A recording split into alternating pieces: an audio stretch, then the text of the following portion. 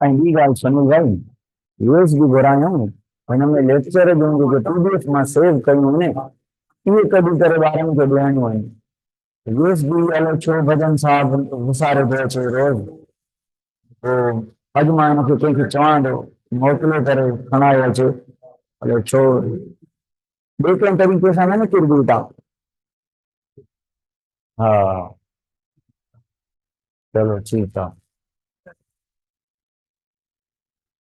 सनी भाई वालेकुम अस्सलाम इसके फाइव ब्रोंकोसिस बाइल सेल साइनोवियल जॉइंट ये सब कुछ हम कवर करेंगे डाउट्स में अ, मैंने जॉइंट्स पढ़ाए थे क्या मैंने सारे जॉइंट्स कंप्लीट करवाए थे क्या मैंने बॉल एंड सॉकेट जॉइंट पढ़ाया था क्या मैंने बॉल एंड सॉकेट के अलावा हिंज जॉइंट पढ़ाया था क्या मैंने जॉइंट पढ़ाया था? एक बात सुनिए Pivot and condyloid में there are so many confusions regarding the new textbook. भाई अगर आप पाइवट की बात करें तो एटलस और एक्सिस के बीच आपका पाइवट है और रेडियस और अल्ना के बीच पाइवट मूवमेंट है फिबुला एंड फिबुला के बीच पाइवट मूवमेंट है जो मैंने एग्जाम्पल लिखवाया था पाइवट में कि रेडियो कार्पल रिस्ट वाला टिबियो टार्सल एंकल वाला रिस्ट वाला अगर आपसे पूछे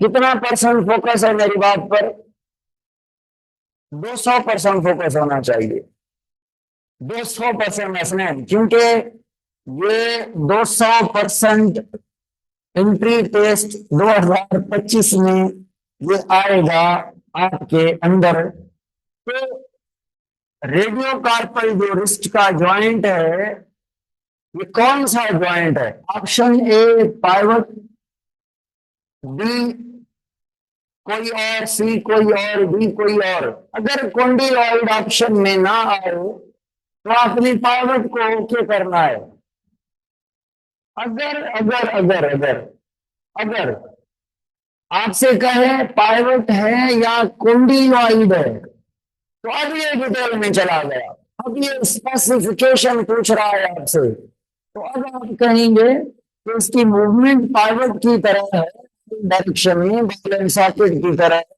मॉडिफाइड बॉल एंड सॉकेट है कॉन्डिलॉइड पाइवट की तरह मूवमेंट है मगर कोंडाइन की वजह से बड़े पहिए की वजह से इसको बेसिकली कॉन्डिलॉइड जॉइंट कहते हैं ये बात कितने बच्चों को क्लियर नहीं हुई सबको क्लियर हो गई चलो अगर बोथ ए एंड बी आ जाए तो आपने टिक करना है बोथ ए एंड बी मैं रिपीट कर रहा हूं अगर आपने रेडियस और कार्पल टिबिया और टार्सल बोन के बीच जॉइंट ये जो जॉइंट है ये जो रोटेटरी पाइवट मूवमेंट हो रही है ये pivot movement because of the condyloid joint है ये हमने कॉन्डिलॉइड में कौन से एग्जांपल पढ़े थे ओसी पीटल एंड एटलस का एग्जांपल पढ़ा था ना कॉन्डिलॉइड में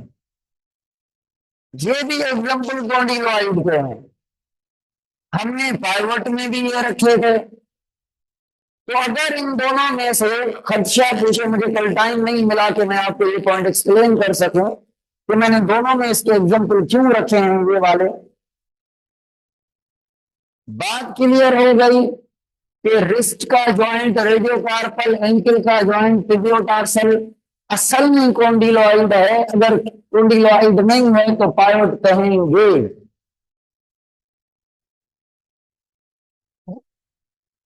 अगर रेडियो अल्नर ज्वाइंट के बारे में, टिबियो फिब्युलर ज्वाइंट के बारे में पूछे कि ये ज्वाइंट कौन सा है, तो आपने सूचर बताना है। अगर मूवमेंट पूछे तो आपने पाइवट बतानी है।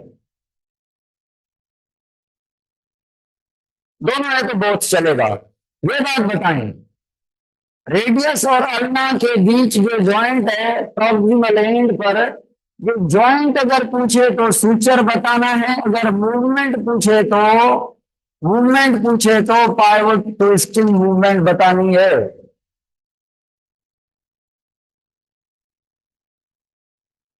बात क्लियर हुई? Should we start now the topic of the day?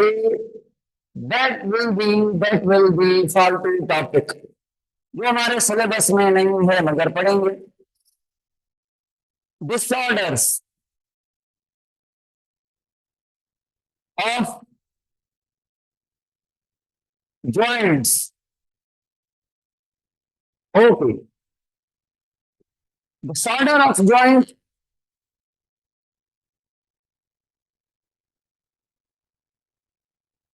Sir joint कोई और, मूवमेंट कोई और, ऐसा क्यों हो रहा है? बड़ी मजे की बात है, क्योंकि भाई मैंने बताया था बायोसाइनोवियल, बट इनके बीच जो जॉइंट है के साइड में, क्या उसके पास साइनोवियल है? साइनोवियल जॉइंट तो नहीं। तो असल में ये सूचर जॉइंट है ना। असल में तो ये सूचर जॉइंट है। बात क्लियर हो गई?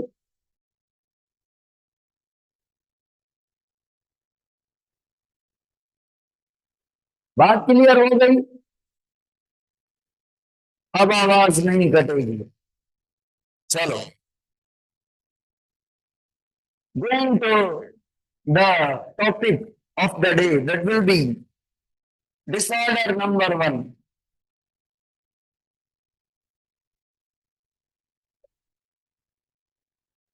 स्पॉन्डाइलोसिस। नंबर 2, डिस्क स्लिप और हर्निएटेड डिस्क या prolapsed disc, slip disc, disc slip. सुने भाई, अगर कोई बंदा एजिड है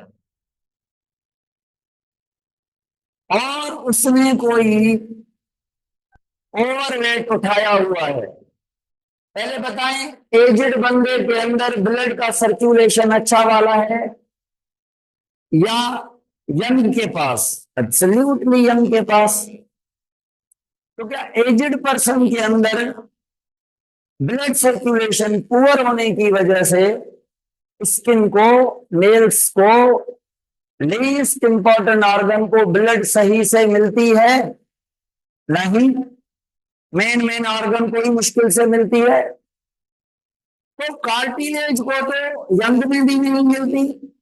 बताएं बुढ़ापे में कार्टिलेज को सही ब्लड का फूड मिलेगा? क्यों नहीं मिलेगा? द आंसर इज कि जिन पड़ोसियों से कार्टिलेज फूड लेता है उन पड़ोसियों को भी फूड अपने लिए थोड़ा मिलेगा। वो यूज कर लेंगे कार्टिलेज को फूड, न्यूट्रिएंट, मिनरल मेंटेनेंस के लिए, सब कुछ कम मिलेगा। बताएं बूढ़े आदमी के अंदर कार्टिलेज जल्दी रिकवर होंगी या एडल्ट के अंदर? एडल्ट के अंदर, यंग के अंदर। अच्छा एक और बात बताएं, अगर कोई बूढ़ा आदमी है उसके कार्टिलेज के ऊपर अगर वेट आ जाए ओवर, वो कार्टिलेज दो हड्डियों के बीच कंप्रेस हो जाए, सप्रेस हो जाए, ये तो काम है कार्टिलेज का सप्रेस होना। और इतनी सप्रेस हो जाए कि बोन उठ भी जाए और वो उठ ना पाए, इट मीन्स कार्टिलेज की फ्लेक्सिबिलिटी कम हो गई है। Due to the less supply of खाना पीना ऑक्सीजन न्यूट्रिएंट मिनरल, कार्टिलेज के अंदर फ्लेक्सिबिलिटी के लिए जो प्रोटीन्स दोबारा बनानी पड़ती हैं वो सही नहीं बन रही। बात समझ आ रही है मेरी? ओके। तो एजिड पर्सन के अंदर कार्टिलेज सप्रेस हो जाती हैं, सप्रेस हो जाती हैं, नेरो हो जाती हैं, और उनकी फ्लेक्सिबिलिटी जो है वो रिड्यूस हो जाती है, कंप्रेस्ड रहती हैं। तो बताएं मुझे ये, क्या इस वर्टिब्री और इस वर्टिब्री के बीच अगर ये वाली लाल वाली कार्टिलेज ये सप्रेस हो गई है, क्या इस कार्टिलेज से न्यूरॉन भी निकलती हैं? हाँ। अगर नर्व, अगर कार्टिलेज दब गई है तो बताएं ये नर्व नहीं दबी होगी क्या? तो सप्रेस अगर कार्टिलेज होगी तो सप्रेस कार्टिलेज के साथ सप्रेस नर्व भी होगी, डैमेज नर्व भी होगी, कट नर्व भी होगी। अगर अगर अगर बात करूं मैं कि इस ओवरवेट का, या ओवर और वेट नहीं है, माथे का अपना वजन, ये कौन सी वाली कार्टिलेज को ज्यादा दबाएगा? बताएं कमेंट में। नंबर 1 सर्वाइकल को, या लंबर को, या थोरेसिक को? कौन सी वाली कार्टिलेज ज्यादा? Very very good. नंबर 1 पे ये, नंबर 2 पे ये, नंबर 3 पे ये। ठीक। तो ज्यादा जो दब जाना होता है वो सर्वाइकल का होता है। तो सर्वाइकल वर्टिब्री या लंबर वर्टिब्री का सप्रेस हो जाना, लीस्ट सप्रेस होना थोरेसिक वर्टिब्री का, is said to be as spondylosis. बात समझ आ रही है? क्लियर हो रही है? एजिंग का प्रॉब्लम है ये। Very good. तो भाई ये न्यूरॉन क्या मैं कहूं कंधे से निकल रही है, तो सिम्टम क्या होंगे? सिम्टम पहले तो ये होगा भाई, पेन होगा और फीवर रहेगा। फीवर तो हर जगह होता है। और जो नेक है उसकी जगह पे स्टिफनेस होगी, हार्डनेस होगी, हार्डनेस होगी, नस नर्व काम नहीं करेंगे तो नंबनेस होगी। नंबनेस मतलब सुन्न हो जाना, सुन्न हो जाना, हो जाना, सुन्न हो जाना। ठीक है। अ, और उसके बाद सिकुड़ जाना, टिंगलिंग। और उसके बाद जो है नमनेस के बाद आर्गन का वीक होना। एक बाजू वीक हो गई। क्यों वीक हो गई? क्योंकि ये नर्व आ रही थी बाजू को मैसेज देने के लिए, वो नर्व तो डैमेज हो गई है स्पॉन्डाइलोसिस की वजह से। तो अब बाजू जो है वो पैरालाइज हो रही है, वीक हो रही है, पैरालाइज हो रही है। ये सिम्टम है, मसला ही कोई नहीं। अगर डॉक्टर के पास जाएंगे तो डॉक्टर कहेगा भाई बुढ़ापे में सर पे इतना वजन ना उठाओ, बल्कि आपके जो खोपड़ी का वजन है वो भी अब आपकी स्पॉन्डाइलोसिस वाली वर्टिब्री बर्दाश्त नहीं करेगी। तो इसीलिए डॉक्टर क्या करता है, एक कॉलर लगा के देता है इधर, जो हमारी मुंडी को, हमारे स्कल को उठा के रखती है, वजन को उठा के रखती है। फिर मेडिसिन देता है, ताकत वाली टेबलेट्स देता है, विटामिन्स की टेबलेट देता है, पेनकिलर टेबलेट्स देता है, ताकि जो कार्टिलेज है वो आहिस्ता आहिस्ता ग्रो का। और डॉक्टर कहता है यूं यूं ना हिलाना, सर को यूं यूं नहीं देखना, आपने सर को ऐसे रखना है और मुड़ने के लिए ऐसे मुड़ना है, सो ऑन। ठीक है। ये स्पॉन्डाइलोसिस का ट्रीटमेंट है। वो है कार्टिलेज है, तो कार्टिलेज आहिस्ता करेगी क्या अपने आप को हील। और उसके अलावा टिंगलिंग मतलब सुकड़ जाना और स्लाइटली झटके लगाना। Disc slip. अब disc slip spondylosis matching matching. Suppose करें, सपोज करें अगर मैं कहूं ये है वर्टिब्री तो बताएं इस प्रोसेस का नाम क्या है? ट्रांसवर्स, ट्रांसवर्स स्पाइनस, और ये सेंट्रल डिस्क, और ये डिस्क। अब डिस्क के ऊपर में ये क्या बना रहा हूं? ये क्या बना रहा हूं मैं? क्या बनाया है मैंने? ये ग्रीन कलर से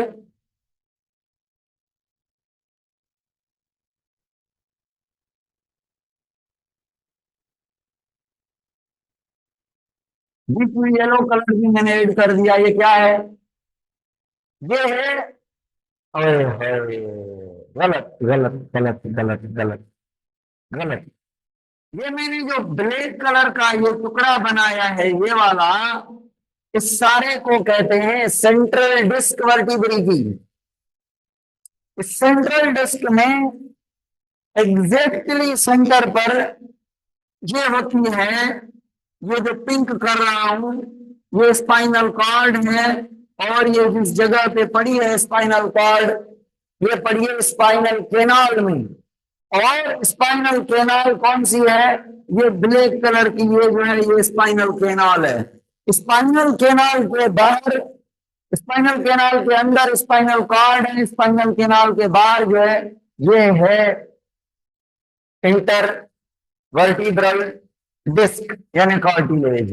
इसके दो पार्ट होते हैं, एक बाहर वाला पोर्शन होता है इंटरवर्टिब्रल डिस्क का, एक बाहर वाला पोर्शन होता है, एक अंदर वाला पोर्शन होता है। जो बाहर वाला पोर्शन होता है ये वाला थोड़ा ये हार्ड और पक्के टाइप का होता है, और इसको कहते हैं एन्युलस फाइब्रोसिस। और जो इसका सेंटर वाला पोर्शन होता है वो थोड़ा सॉफ्ट और पल्प टाइप का होता है, इसको कहते हैं न्यूक्लियस पल्पोसस।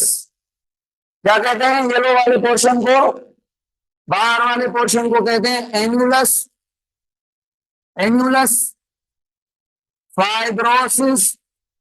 कहा था हमने इंटरवर्टिब्रल डिस्क इज अ फिब्रोकार्टिलेज। तो एन्युलस फाइब्रोसिस इस वर्टिब्रल डिस्क का बाहर वाला पोर्शन है जिसमें कोलाजन फाइबर ज्यादा है, पक्की है, हार्ड है। और जो अंदर वाला पोर्शन है ये येलो वाला, ये इसको कहते हैं न्यूक्लियस पल्पोसस। क्या कहते हैं? Nucleus pulposus. पल्पोसस का मतलब क्या है? बिल्कुल पल्प की तरह, जेली की तरह। तो क्या मैं कहूं, न्यूक्लियस पल्पोसस के अंदर ये स्पाइनल केनाल है, और स्पाइनल केनाल में ये स्पाइनल कॉर्ड है, ये स्पाइनल केनाल है, उसमें स्पाइनल कॉर्ड है। तो हार्ड पोर्शन स्पाइनल कॉर्ड के साइड में है, या सॉफ्ट पोर्शन स्पाइनल केनाल के साइड में है? Soft portion. चलो बात काम की ये कि मुझे बताएं, अगर एक्सीडेंट हो जाए, एक्सीडेंट का पता है ना, कोई टक्कर लग जाए, छत से आदमी गिर रहा है, नीचे ईंट पड़ी है, पत्थर पड़ा है, उस पे एक कार्टिलेज आके लगे, और कोई कुल्हाड़ी मारे पीछे से, इधर कुल्हाड़ी लगे, कोई डंडा मारे, या ये बात भी आपने सुनी होगी कि अगर कार्टिलेज में ज्यादा कैल्शियम डिपॉजिट हो जाए तो कार्टिलेज कार्टिलेज नहीं रहती, बोन की तरह हो जाती है, जिसको हम कहते हैं क्या? अगर कार्टिलेज बोन की तरह हो जाए उसे कहते हैं ऑस्टियो आर्थराइटिस। आर्थराइटिस मतलब ज्वाइंट, ऑस्टियो मतलब बोन। जो ज्वाइंट है, ज्वाइंट में कार्टिलेज, वो कार्टिलेज बोनी हो गई है। तो अब मुझे बताएं, एन्युलस फाइब्रोसिस कार्टिलेज है, हार्ड है, या बोन कितनी हार्ड है? नहीं भाई, फ्लेक्सिबिलिटी है इसमें, मगर इसमें फ्लेक्सिबिलिटी ज्यादा है, इसमें कम है। बोन में बिल्कुल फ्लेक्सिबिलिटी नहीं है, मगर अगर कैल्शियम डिपॉजिट हो जाएगा due to the any reason मैं पढ़ाऊंगा, तो एन्युलस फाइब्रोसिस बोन की तरह हार्ड हो जाएगी, उसे कहेंगे ऑस्टियोआर्थराइटिस। अब मुझे बताएं, अगर ये हार्ड हो जाए पत्थर की तरह तो इसके टूटने के चांसेस ज्यादा हैं, या ये असली कार्टिलेज के फॉर्म में है तो टूटने के चांसेस ज्यादा है? जल्दी right in the chat box तो मैं देखूं। हार्ड होगी तो टूटने के चांस ज्यादा होंगे। कार्टिलेज टूटी भी नहीं, क्योंकि वो उसके अंदर जैसे हिलाएं उसको फ्लेक्सिबल है वो।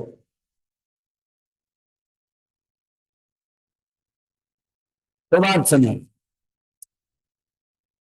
तो बात सुनो, अभी स्टार्ट करते हैं डिस्क स्लिप को।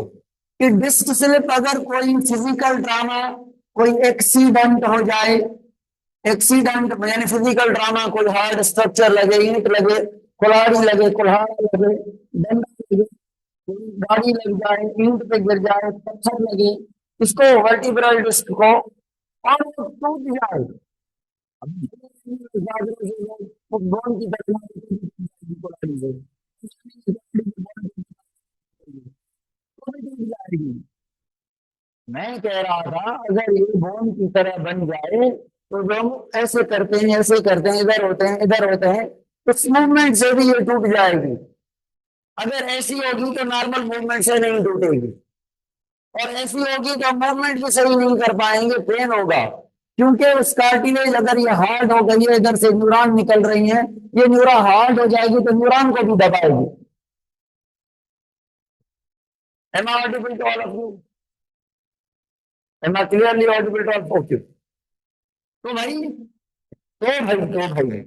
तो भाई एक्सीडेंट हो जाए या कोई कट लग जाए या ओस्टियो की तरह हो जाए, ओस्टियो आर्थराइटिस की वजह हो जाए, और और टूट जाए एन्युलस फाइब्रोसिस, क्या टूट जाए, क्या कट हो जाए, क्या टूट जाए, एन्युलस फाइब्रोसिस। तो मुझे बताएं, पल्प अंदर रहेगा या पल्प बाहर निकलना स्टार्ट करेगा? पल्प अंदर रहेगा या बाहर निकलना स्टार्ट करेगा? ये पल्प ऐसे निकलेगा, बाहर निकलेगा। जब उसका एन्युलस फाइब्रोसिस जो है वो बाहर वाला ये इधर से टूट जाए तो ये पल्प बाहर निकलेगा। तो पल्प के बाहर निकलने को कहते हैं डिस्क स्लिप हो गई। हर्निएशन मतलब बडिंग, हर्निएशन का मतलब है बड निकालना, बाहर निकलना। तो क्या हर्निएशन होगी, स्लिप होगी तो पतली होगी या मोटी होगी? पतली होगी, नैरो होगी। नैरो होगी तो न्यूरॉन को डैमेज करेगी कि नहीं करेगी? न्यूरॉन को डैमेज करेगी, कार्टिलेज भी डैमेज हो गई। यहाँ पे सिर्फ कार्टिलेज कंप्रेस हुई है, पतली हुई है, सिकुड़ गई है, फ्लेक्सिबिलिटी खत्म है। अगर स्पॉन्डाइलोसिस के बाद टूट भी जाए तो हम कहेंगे spondylosis leads to the disc slip. अगर ओनली कंप्रेस हुई है, टूटी नहीं, तो स्पॉन्डाइलोसिस हुई है, डिस्क स्लिप होने के चांसेस है, मगर हुई नहीं। ये क्लियर हो गया ना? ओके, चलो भाई।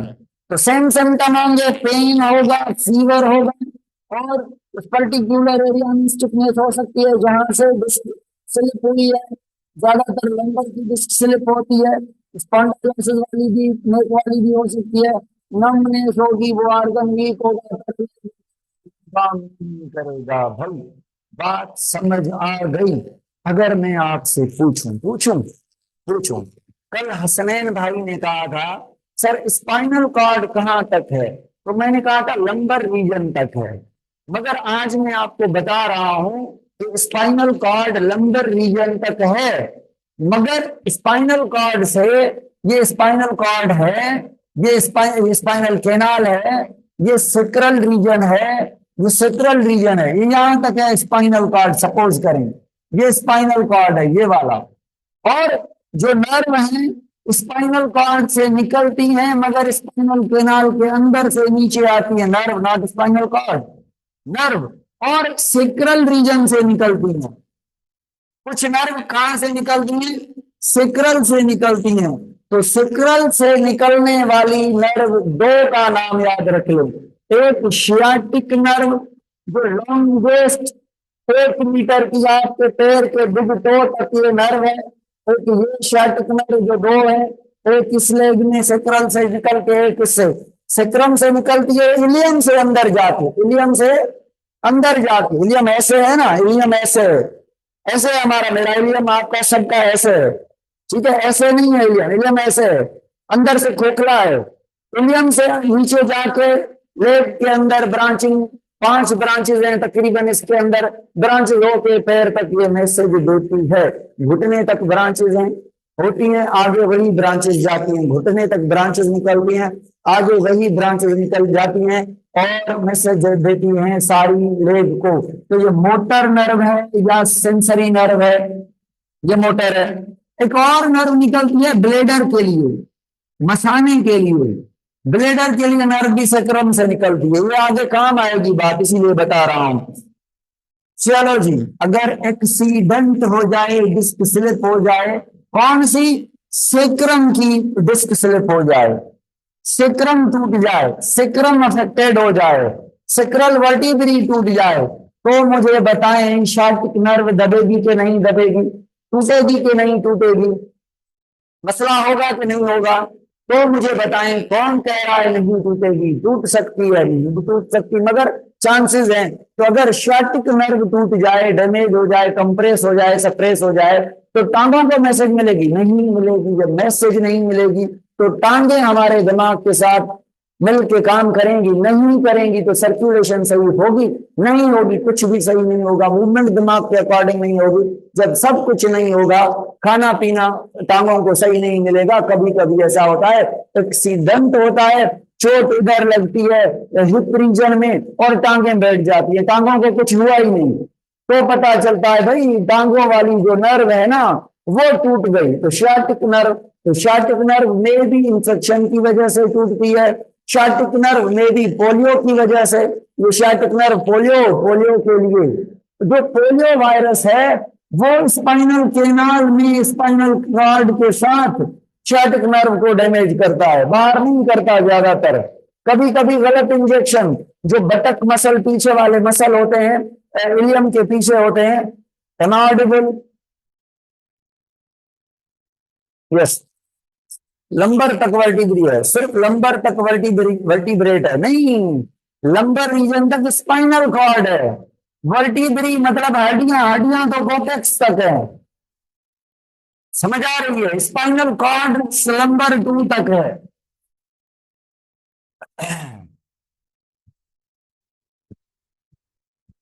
चलो जी, चलो जी,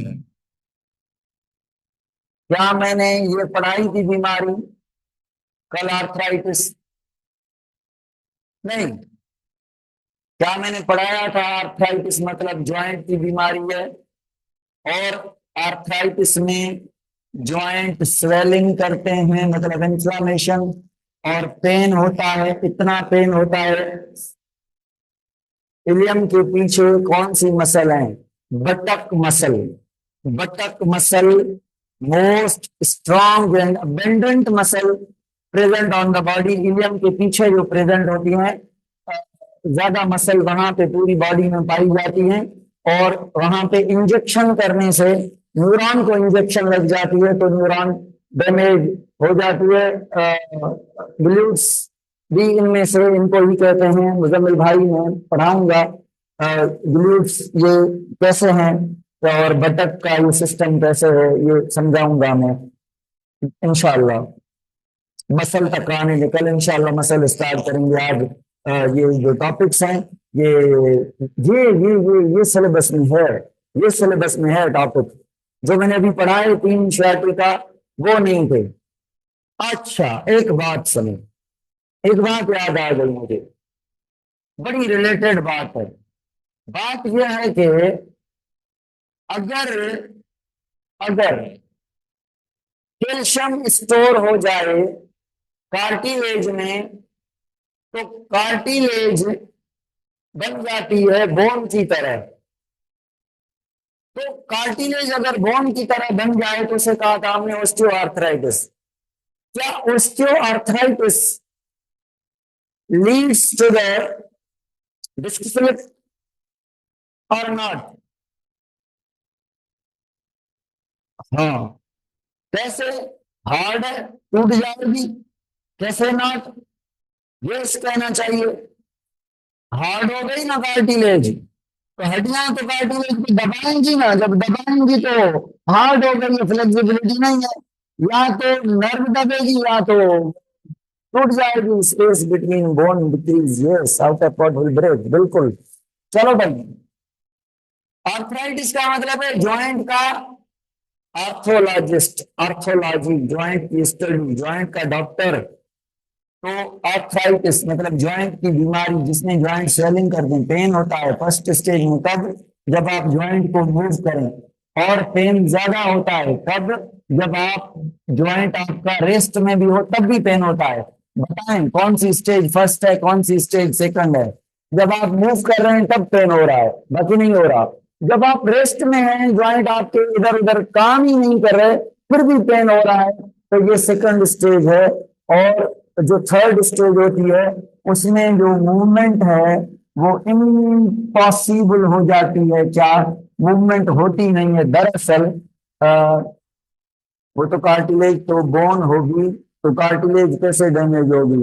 दूसरा बाबा, असल मसला ये है ना, कार्टिलेज बोन नहीं बन जाएगी, बोन की तरह बन जाएगी, उसे बोन नहीं कहेंगे, उसे बोन नहीं, क्योंकि उसके पास कॉन्ड्रियोसाइट है। उसकी केमिस्ट्री, उसकी कंपोजिशन, उसकी एनाटॉमी सारी कार्टिलेज की है, उसकी ओरिजिन कार्टिलेज की है। कैल्शियम की वजह से बस उसने अपना प्रॉपर्टी खोई है, फ्लेक्सिबिलिटी खो दी है। तो है तो हड्डियों के बीच ना, उसे तो सॉफ्ट होना चाहिए ना। अब जो हार्ड हो गई, मुझे बताएं, हड्डियां तो उसको दबाएंगी। अगर मैं पूछूं मेरी आपकी किसी की भी लंबर रीजन की कार्टिलेज अगर मजबूत हो गई है, तो हम ऐसे ऐसे ऐसे और ऐसे हो सकते हैं? क्यों नहीं हो सकते? क्योंकि अगर ऐसे होंगे तो वो जो कार्टिलेज हार्ड हो गई है वो कंप्रेशन करेगी, वो फ्लेक्सिबिलिटी नहीं करेगी, तो टूट सकती है। जरूरी नहीं पहली दवा ऐसे करने से टूट जाएगी, ये भी मैं नहीं कह रहा। Very good. चलो भाई, असल में मैंने पढ़ाया था कि synovial joint, synovial membrane damage हो जाती है, अपनी बॉडी के सेल साइनोवियल मेम्ब्रेन को खाते हैं, और उस बीमारी को हमने कहा था रियूमेटॉइड आर्थराइटिस।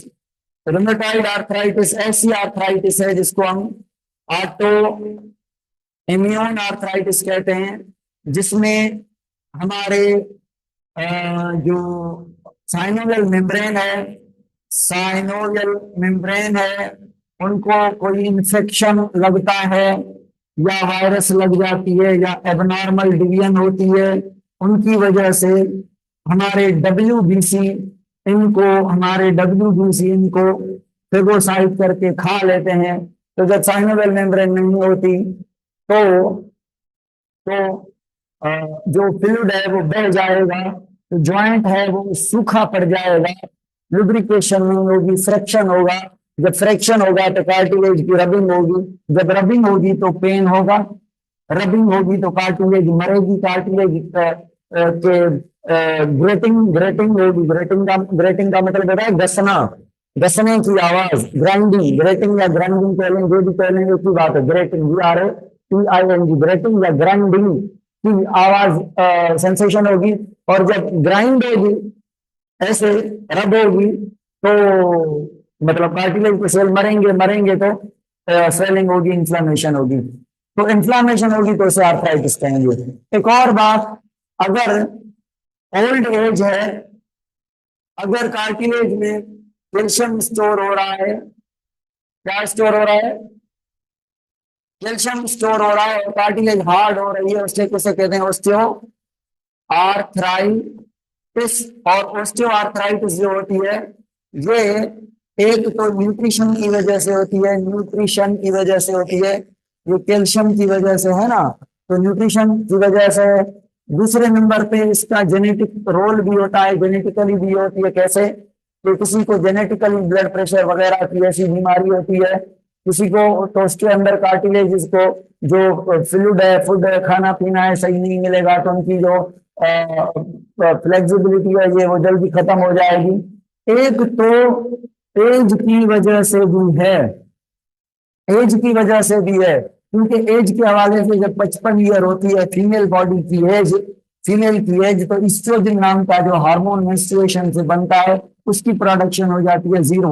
जब ईस्ट्रोजन कम हो जाता है तो कैल्शियम जो है वो इम्बैलेंस हो जाता है। तो कैल्शियम को बैलेंस करने के लिए, ब्लड से उठाने के लिए इधर उधर फेंका जाता है तो कार्टिलेज में भी कैल्शियम आ जाता है, तो कार्टिलेज में calcium due to the deficiency of oestrogen भी आता है। और द मोस्ट इंपॉर्टेंट वन ये हार्मोनल है। एस्ट्रोजन हार्मोन है तो इसको एज से रिलेट करें या हार्मोन से करें, तो ये हार्मोन का भी इसके अंदर थोड़ा रोल है। ठीक हो गया। बेसिकली बेसिकली ये एज के हवाले से ज्यादा मानी जाती है कि एज के हवाले से ऑस्टियोआर्थराइटिस होती है। और क्योंकि एज के हवाले से बोन से कैल्शियम ज्यादा निकलता है, जो ऑस्टियोपोरोसिस जो होती है बोन से निकाला जाता है ज्यादा कैल्शियम, तो बीटा कार्टिलेज में डिपोजिशन ज्यादा, जब बोन से ज्यादा निकलेगा मीन्स ब्लड में ज्यादा आ जाएगा तो फिर कार्टिलेज में ज्यादा डिपोजिट किया जाता है। तो ये है। एक और आर्थराइटिस है जिसको गाउट या गाउटी कहते हैं। गाउटी दरअसल ये मेटाबॉलिक डिसऑर्डर है। मेटाबॉलिक डिसऑर्डर है। इसमें क्या होता है, ये ऐसा डिसऑर्डर है जिसमें आप अगर प्यूरिन प्यूरिन की कंजम्पशन ज्यादा करें, प्यूरिन मतलब I mean I am talking about the nitrogen base it is present in DNA and RNA as well adenine and guanine. जब ये प्यूरिन की मेटाबॉलिज्म होती है तो बनता है यूरिक एसिड, तो बनता है यूरिक एसिड।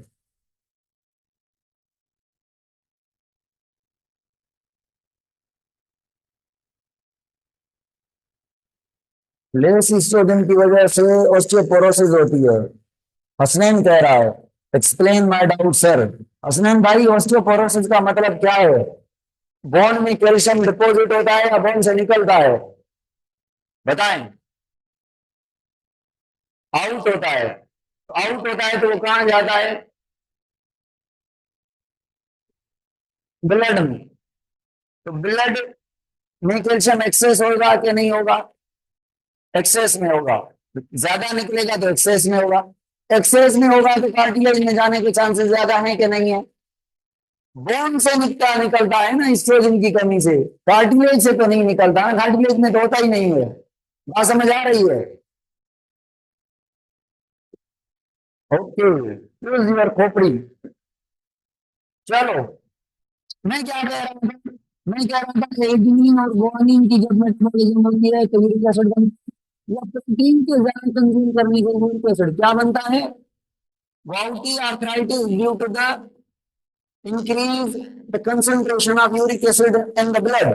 जब यूरिक एसिड बढ़ जाता है, होता है ब्लड में, जब उस लेवल से बढ़ जाता है, जब उस लेवल से बढ़ जाता है यूरिक एसिड तो सोडियम से बॉन्ड करता है। जब यूरिक एसिड और बहुत सारे सोडियम और बहुत सारे यूरिक एसिड बॉन्ड करेंगे तो एक क्रिस्टल पत्थर बनेगा। पत्थर क्रिस्टल बना या यूरिक एसिड अकेला बना? क्रिस्टल बना या अकेला सोडियम बना? क्रिस्टल बना तो उसको कहते हैं सोडियम यूरिएट क्रिस्टल। क्या कहते हैं? Sodium urate crystal. अब ये जो सोडियम यूरिएट क्रिस्टल है इसको ब्लड के अंदर ट्रांसपोर्ट करना आसान है या यूरिक एसिड को ट्रांसपोर्ट करना? ये लाइट है, इसको आसान है, इसको आसान है, इसको डिफिकल्ट है। तो जब ब्लड बॉडी के नीचे और जाती है, पैरों में जाती है, फीट्स में जाती है, तो जो बिग टो है आपकी, बिग टो है, वो आपकी बिग टो आखिरी पार्ट ऑफ द बॉडी है, lowest part of the body है, lowest region of the body है। जब बिग टो से ब्लड होकर वापस आएगी, वापस ऊपर आएगी तो ब्लड तो आएगी, सोडियम यूरिएट क्रिस्टल वहीं पे दब जाएंगे, रह जाएंगे। कहाँ कहाँ रह जाएंगे?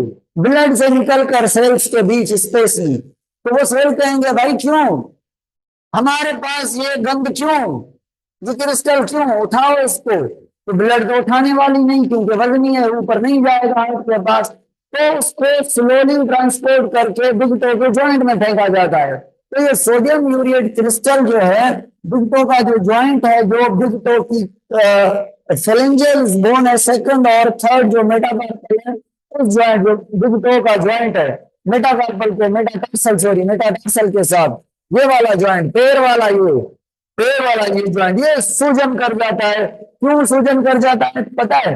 अगर मैं आपको कहूं कि मोबिल की जगह, ऑयल की जगह, ग्रीस की वजह किसी के अंदर पाउडर डाल दें सूखा हुआ, तो वो होगा स्लिप, नहीं होगा ना, रुक जाएगा ना। तो ऐसे अगर आपने सोडियम यूरिएट क्रिस्टल डाल दिया ज्वाइंट में तो अंगूठे का ज्वाइंट ऐसे ऐसे मूव करेगा? नहीं करेगा। क्यों? क्योंकि पाउडर आ गया, सोडियम ल्यूरेट क्रिस्टल आ गया।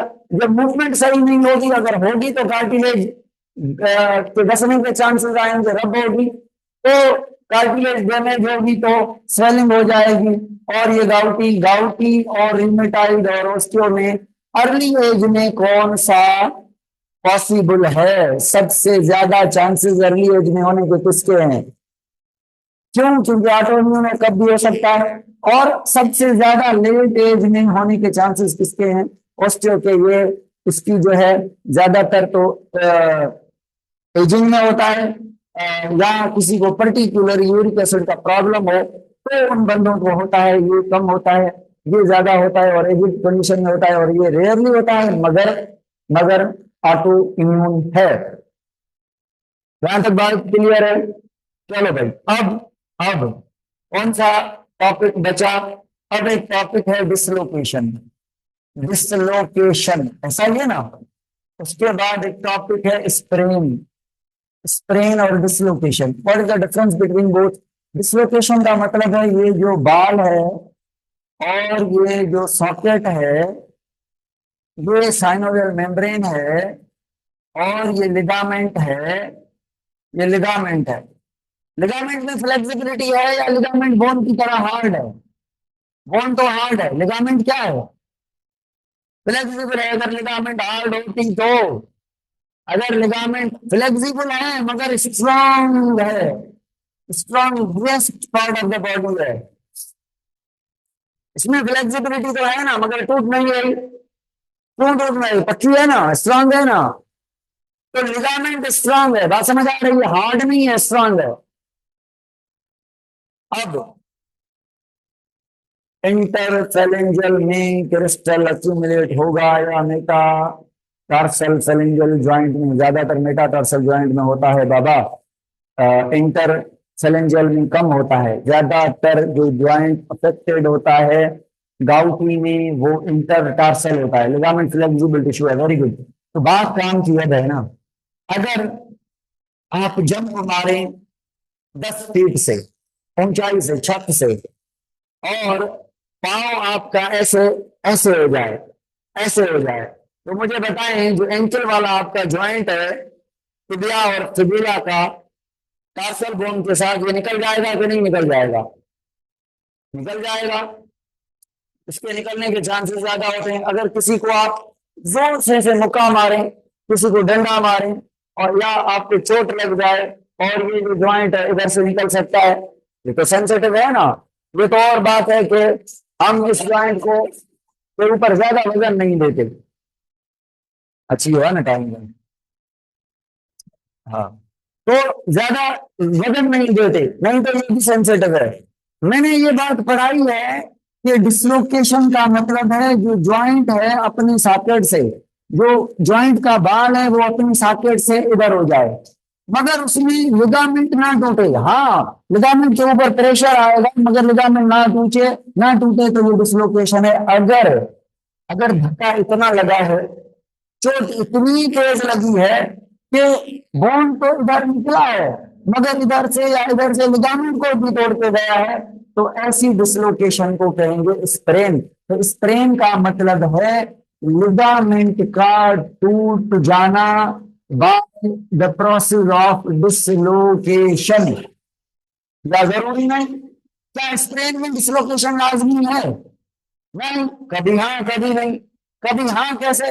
भाई डिसलोकेशन हुई तो बोन ने लिगामेंट को निकाला, या कभी कभी कुल्हाड़ी लग जाए, डंडा लग जाए और सीधा वो डंडा इधर लगे, इधर लगे, और ये लिगामेंट कट हो जाए, डैमेज हो जाए, टूट जाए, तो ये ओनली स्प्रेन है, डिसलोकेशन नहीं है। बात समझ आ रही है?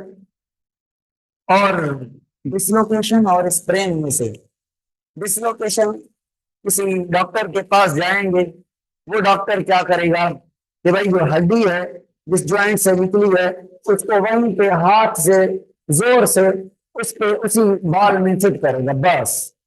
कोई सर्जिकल ऑपरेशन नहीं है, कोई ओपन सर्जरी इसकी नहीं होती, डिसलोकेशन की नहीं होती। हाँ, रेयर केसेस में होती है। वो तब होती है कि भाई बाजू स्लिप हो जाती है। कुछ लोग क्या करते हैं, उसको डलवा देते हैं उस बैलेंस अकेडमी किसी जो एक्सपर्ट नहीं होता डॉक्टर, उस ऐसे बंदे से, फिर डिसलोकेशन होती है और बहुत अरसे तक डिसलोकेट होती है, तो अंदर ज्वाइंट के बाल के अंदर मांस बन जाता है, एक्स्ट्रा ग्रोथ हो जाती है, वहां पे उस मांस को कट करने के लिए ऑपरेशन होता है। जनरली डिसलोकेशन के लिए there will be no need for surgical operation.